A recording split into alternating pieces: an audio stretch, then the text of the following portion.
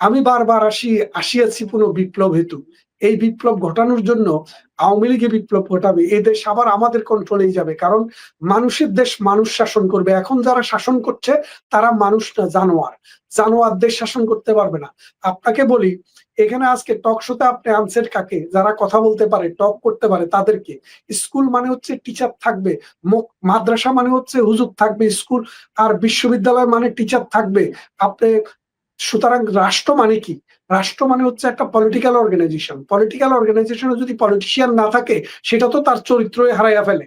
তো সুতরাং এটা চরিত্র হারাইয়া ফেলছে। ডক্টর ইউনূস মূলত যেটা মনে করেছে যে আমার বয়স 89 বছর, ডক্টর ইউনূসের কাগজের বয়স 85 বছর, কিন্তু তার জন্মের আগে আরো 4 বছর যোগ করেন। কারণ তিনি জন্মগ্রহণ করছেন দুলামিয়া সওদাগর নামে এক রাজাকারের ঘরে। উনি কিন্তু খুব মানে শিক্ষিত মানুষ ছিলেন না, কবে জন্মাইছে এটাও জানে না। তার জন্ম তারিখটা দিছে স্কুলের মাস্টাররা। সুতরাং সেই মাস্টাররা দেওয়ার সময় ওই আজ থেকে 50, 70, 80 বছর আগে 3, 4 বছর এমনি বেশি দিত। তার বয়স 90-এর কাছাকাছি। চেহারার দিকে তাকালে আপনি বুঝবেন। এই 90 বছরের মানুষ ডক্টর ইউনূস মনে করছে যে কদিন বেঁচে আছি, খুব বেশি দিন নাই, এই কদিন আমি রাজ করেই যাই। সেই জন্য ডক্টর ইউনূস এটা করতে পারছে। কিন্তু বিএনপি বা জাতীয় পার্টি, জামাত, অন্য কোনো দল আসলে এটা করতো না। কারণ তারা তো জানে তাদের দল আছে, তাদের কর্মী আছে, নেতা আছে, বিভিন্ন বয়সের মানুষ আছে। এটা এই দেশে এই জাতির কাছে অ্যাকাউন্ট দিতে হবে। ডক্টর ইউনূস মনে করছে এক পা কবরে চলে গেছে, যা করার করে যায়। কারণ ধর্মে তো বিশ্বাস করি না, পরজগৎ বলে তো উনি কিছু নাই বলেই মনে করে। উনি এটা মনে করে, যদিও আমরা ধর্মে বিশ্বাস করি, কিন্তু তিনি তো ধর্মে বিশ্বাস করেন না। তিনি একজন নাস্তিক মানুষ, কিন্তু দেখান উনি মৌলবাদীদের গডফাদার। চিন্তা করি দেখেন, জামাতে ইসলামের বগলে নিয়ে নিয়ে ঘুরে, বিভিন্ন মাজারে মাজারে যায়, কিস্তি টুপি মাথায় দিয়া মানুষকে প্রডলেন্টলি নিজের চেহারাটা উপস্থাপন করে। তো সেই জন্য বলছি, বাংলাদেশ পড়ছে আজ একটা মহা বদমাইশের খপ্পরে। এই বদমাইশের হাত থেকে এই জাতি, এই সমাজ, এই দেশকে যদি তুলে আনতে হয়, বুদ্ধির মুক্তি, চিন্তার স্বাধীনতা, সাংস্কৃতিক ধারাবাহিকতা এবং হাজার বছরের আমাদের যে ঐতিহাসিক ভাবে যে আমাদের ঐতিহ্য, সেটাকে লালন করতে হলে দল মত, ধর্ম, বর্ণ নির্বিশেষে প্রত্যেক নাগরিককে, শুভবুদ্ধি সম্পন্ন মানুষকে এর বিরুদ্ধে রুখে দাঁড়াতে হবে।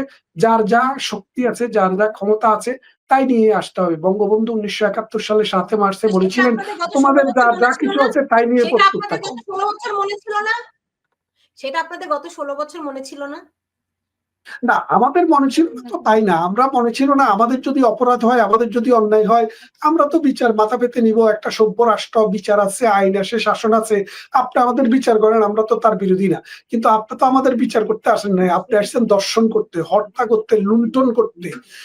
আপনি প্রতিবন্ধী লোককে, এই যে 2 দিন আগে, 3 দিন আগে এই মুরাদনগরে যে ঘটনাটা ঘটলো, সভ্য দুনিয়াতে এরকম কয়টা ঘটনা ঘটে? পৃথিবীতে কয়টা ঘটনা আপনি দেখেছেন এরকম? কারণ এখন আপনি যে আমাকে বলছেন আমার রিপ্লেসমেন্ট আপনি ডক্টর ইউনূসকে মনে করেন, আওয়ামী লীগের রিপ্লেসমেন্ট আওয়ামী লীগ বিএনপি কে মনে করেন। হ্যাঁ, মনে করতে পারেন, কিন্তু ডক্টর ইউনূস না। কারণ কি, আমরা যখন ক্ষমতায় ছিলাম, আমরা যখন দেশ চালিয়েছি, আমাদের অনেক ডিফেক্ট ছিল, এটা আমি বিশ্বাস করি। ডেমোক্রেসি আমরা প্রপারলি ফাংশনিং করতে পারি নাই। কারণ বাংলাদেশ আওয়ামী লীগ তো কোনো ফেরেশতারা চালায় না, মানুষেরাই চালায়। মানুষের ভুল ত্রুটি আছে, অন্যায় আছে, নির্যাতন নিপীড়ন যদি করে থাকে, সেটার বিচার আপনি করেন, আমরা মাথা পেতে নেব। কারণ দেশকে বিশ্বাস করি, এই দেশকে শাসন করার জন্য যারা আসবে, তারাই আইনগতভাবে অন্য নাগরিকের বিচার করবে। আপনিও করেন, আমাদের ওটা সমস্যা নেই। কিন্তু আপনি দর্শন করবেন কেন? আপনি মানুষের বাড়ি জ্বালাবেন কেন? 32 নম্বর ভাঙবেন কেন? আপনি কোর্ট থেকে অর্ডার নিয়ে এসে আপনি আমার বাড়ি নিয়ে যান, আপনি আমার বাড়িতে হামলা চালাবেন কেন? আপনি যদি মনে করেন আমি দুর্নীতি করেছি, অন্যায় করে টাকা কামিয়েছি, আপনি আমাকে কোর্ট থেকে আদেশ এনে আমার বাড়ি থেকে উঠাইয়া দেন। কারণ রাষ্ট্র তো আপনাকে ক্ষমতা দিয়েছে। তা আপনি যদি সেটা না করে আমাকে দর্শন করতে আসেন, আমার বোনকে উঠাই নিতে আসেন, আমার বাড়ি দখল করে নেন, আমার ব্যবসা প্রতিষ্ঠানে তালা লাগিয়ে দেন, আগুন লাগিয়ে দেন, এ তো মানুষের কাজ না, এটা তো বর্বর, অসভ্য এবং শয়তানের কাজ। আপনি কি শয়তানের ছোট ভাই? মঞ্জু ভাই, বুঝতে পেরেছি। জনাব মঞ্জুরুল হক, আপনি শুনছিলেন যে আমাদের মনিরুল ইসলাম বলছিলেন যে তাদের আওয়ামী লীগের আমলে যে তাদের যে দুর্বলতা, যেই তারা যেই অন্যায়ের সঙ্গে যুক্ত ছিল, সেগুলো ছিল তাদের বিচার। তারাও চায় যে তাদের যারা অন্যায় করেছে সেগুলোর বিচার হোক। কিন্তু বর্তমানে তো আইনের শাসনই নেই। তো সেই ক্ষেত্রে তারা বলছে যে যেহেতু আন্তর্জাতিক অঙ্গনে তাদের নিয়েও, তাদের অপরাধেরও বিষয়গুলো, তাদের মানে মোট কথা হচ্ছে কি, তাদের যে একটা ভালো ইমেজ আছে আন্তর্জাতিক অঙ্গনে তা নয়, ফলে তাদের সময় লাগছে। কিন্তু তাই বলে বাংলাদেশের সাধারণ মানুষ এরকম ভুক্তভোগী হবে? বাংলাদেশের সাধারণ মানুষ আইনের শাসন থেকে বঞ্চিত হবে, যেখানে সেখানে তাদেরকে পিটিয়ে হত্যা করা হবে। আওয়ামী লীগের যে সমস্ত তৃণমূলের কর্মীরা কোন রকম দুর্নীতির সঙ্গে, কোনো ক্ষমতার সঙ্গে যুক্ত ছিল না, আজকে তো তারাই আক্রান্ত হচ্ছে, তারাই নিহত হচ্ছে, তাদেরই বাড়িঘর জ্বালিয়ে পড়ে দেওয়া হচ্ছে, তারাই পথে পথে ঘুরছে। তো এগুলোর দায় কি তারা নেবে? আপনি আপনার টপিকে থাকুন। আমরা যদি টপিকে থাকি তাহলে দেখব আমাদের টপিকটা আজকে হচ্ছে আওয়ামী লীগের বিচার না, আমাদের টপিকটা হচ্ছে দেশের বর্তমান পরিস্থিতি। এখন ও মনিরুল ভাই স্পষ্ট করেই বলে দিয়েছে যে এটা কিসের শাসন। তো এটা যে শাসন, সেই শাসনের কাছ থেকে আপনি এর থেকে ভালো কিছু আশা করতে পারেন না, আমরা আশা করি না, তো জনগণও আশা করে না। এখন আমাদের জনগণের ব্যাপক যে অংশটা কৃষক শ্রমিক, সেই অংশটা সৌভাগ্য হলো যে তারা রাজনীতির এই কঠিন জটিল মারপ্যাচের ভেতরে আসে না, তারা সে কারণে একটু নিরাপদ অবস্থানে আছে। আর যে মানুষগুলো বিবেক দ্বারা তাড়িত হয়, যে শিক্ষিত মানুষগুলো পড়াশোনা জানে, একটু বিবেকবান, তারা যখন বিবেক দ্বারা তাড়িত হয় তখন তারা কিন্তু মুখ বন্ধ করে রাখতে পারে না, তারা ভয়েস রেজ করে, তারা কথা বলে, প্রতিবাদ করে, প্রতিরোধ করার চেষ্টা করে এবং তারা মারা যায়। এখন যতগুলো লোক মারা গেছে গত 5 তারিখের পর থেকে, গত 5 আগস্টের পর থেকে, সবাই কিন্তু আওয়ামী লীগের না। সাধারণ অনেক মানুষ মারা গেছে যারা কোনো রকম কোনো পলিটিক্যাল পার্টির সঙ্গে যুক্ত না, তারা মারা গেছে। এই যে 3জন মানুষ মারা গেল কুমিল্লার মুরাদনগরে, বা তার আগের দিন যে মহিলা ধর্ষিতা হলেন, বা মনিরুল ভাই যেটা বললেন যে 2জন প্রতিবন্ধী মানুষকে যে হত্যা করা হলো, এরা কিন্তু কেউ আওয়ামী লীগ করে না।